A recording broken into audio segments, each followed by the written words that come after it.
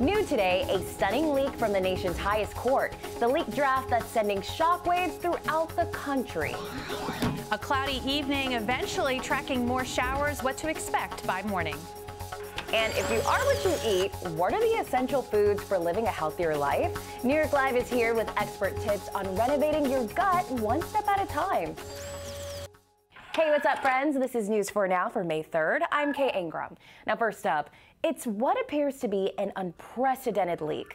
A draft opinion is indicating that the U.S. Supreme Court will overturn Roe v. Wade, a ruling that legalized abortion nationwide half a century ago. Now, not long after reports of the leak, demonstrators started gathering outside the Supreme Court, both for and against abortion rights. The leaked draft obtained by Politico says the justices will overturn the ruling during a pending court case later this year. That conclusion, said to be coming from a draft majority opinion, was written by Justice Samuel Alito, a member of the court's conservative majority. NBC News has not obtained the draft, but in a statement, the Supreme Court calls it an egregious breach of trust and confirms the document is authentic. Now, what's important to know is that it's still possible that a justice could change his or her vote before a final ruling is issued. That final opinion is expected in late June or early July. Tri-state governors are also weighing in. New Jersey Governor Phil Murphy got some tweets off, calling it, quote, a truly dark day in America, and adding, quote, New Jersey will not go backwards on reproductive rights. New York Governor Kathy Hochul, who's up for election this year, tweeted, make no mistake, reproductive rights are on the ballot this year. She added, as governor, I will ensure that New York protects the rights to safe, legal abortion, always.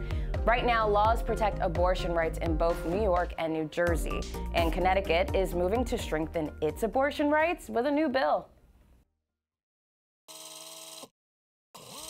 Also new, on Long Island, a tragedy at a Little League game is leaving a family and an entire community in mourning.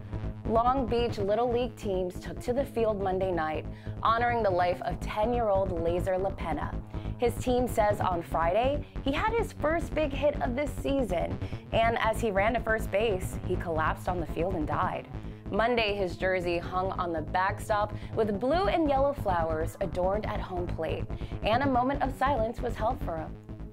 When they started doing CPR, we just knew it wasn't not the seizure. We just knew it was something different this time. How he lived his life, everything he did was to the fullest, and right up, till Friday, he was, on the field. He got a hit right up until the end. He ran to first, played the game. Laser's father says he suffered from seizures in the past, but this was the first one he had in a year. The hashtag Bats Out for Laser has been spreading all over social media. People are posting pictures of bats at their doors in his honor. Hi there, I'm Storm Team 4 meteorologist Maria LaRosa. Hope you got to enjoy some of the sunshine because the clouds are quickly moving back in and we'll be tracking some showers before too long. In fact, most of the evening we're in good shape. It's really after midnight into tomorrow morning. You see a few waves of rain. Could be a little bit trickier for the morning commute, and yes, can't rule out maybe some thunder as some of these showers pass on through, not only during the morning hours but through the day into tomorrow evening. Also, low visibility, that east wind really kicking in. You can see how that flow does trigger some of the fog to develop, especially those valley areas through tomorrow morning. So we'll keep an eye on that. That could be enough to slow you down in the morning. But otherwise, temperatures are actually pretty close to average as we start the day tomorrow. Down into the upper 40s in White Plains, 52 in the city, 40s from Islip, Eastport, Belmar, and into the Hudson Valley. All right, so we've always been told to trust your gut, right? But what if your gut isn't as healthy and reliable as it should be? New York Live is here with some helpful tips on how to renovate your wellness from the inside out. Watch this.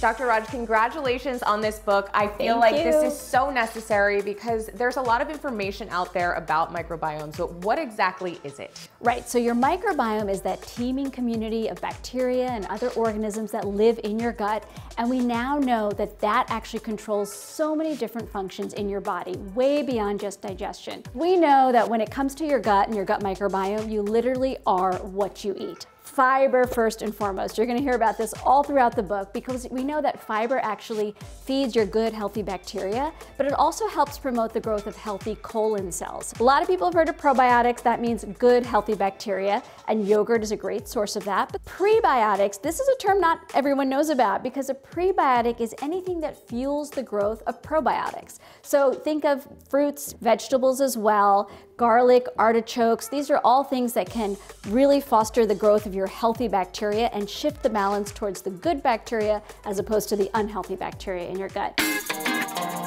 We are, as a society, chronically sleep deprived, and it's a problem because it's not only affecting our energy the next day, it's affecting our gut microbiome. So one of the things, I have a noise machine, because even if you think you're sleeping fairly well, you may be waking up a little bit due to some noises on the street or even in your house. And then these guys are called worry dolls. It's actually from like a Guatemalan tradition. And what you do is you tell these dolls, one doll for each worry, what you're thinking about, and then you put them under your pillow. And the thought is the dolls are going to absorb the worry so you don't have to. So studies have shown that regular athletes or even people who just do moderate exercise every day have a much more balanced internal health than those who don't. It's good for your mood. We know about, the endorphins that are released when you exercise, but even more importantly, it's good for your gut. Well, thank you so much for all of this, and thank you for putting this information out into the world. Oh, it's my pleasure. Let's start renovating. Yes.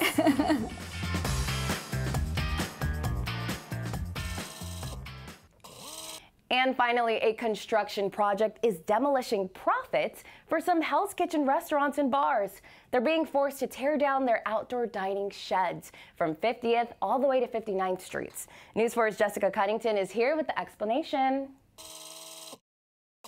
A disappearing act on a stretch of 9th Avenue. I just saw the other day that there was outdoor seating right here, and now it's gone. The timing just seems bizarre. Just as it's getting to peak outdoor dining season, restaurants and bars from 50th to 59th Streets ordered to take their sheds down by today, getting handed this letter from DOT on March 21st, saying a roadway project is set to begin May 16th. We took on this restaurant space with the business plan that we would have 20 outdoor covers. So of course now the entire summer I will not have that income coming in. New and old businesses on these blocks banking on the extra outdoor seats, still trying to catch up from pandemic losses. The city are taking up money from us. That's his money. Sean Hayden has owned multiple locations in this area for 25 years and says this construction project has been on and off for 5 years now. These outdoor structures have been a lifeline. It's one thing after, especially on 9th Avenue, it's like, is it ever going to end? The team at Boca de Baco is preparing to open a new, bigger location 2 doors down from their old spot that didn't have outdoor dining. Now some plans are on hold. This is a bigger location, which meant more outdoor space, and we were super excited to do so. We're hoping, the more seats, the better for us. So we're really, people are still worried about COVID. They want to eat outdoors, so we have to cater to all of our guests. The mayor today says he hears their cries. We have to do major street repairs. We're just telling those on 9th Avenue, hold on, they're coming back. We know it was a real boost for the economy. It helped our restaurants and kept them afloat. All right, friends, thanks for joining us. We'll see you back here tomorrow on News 4 Now.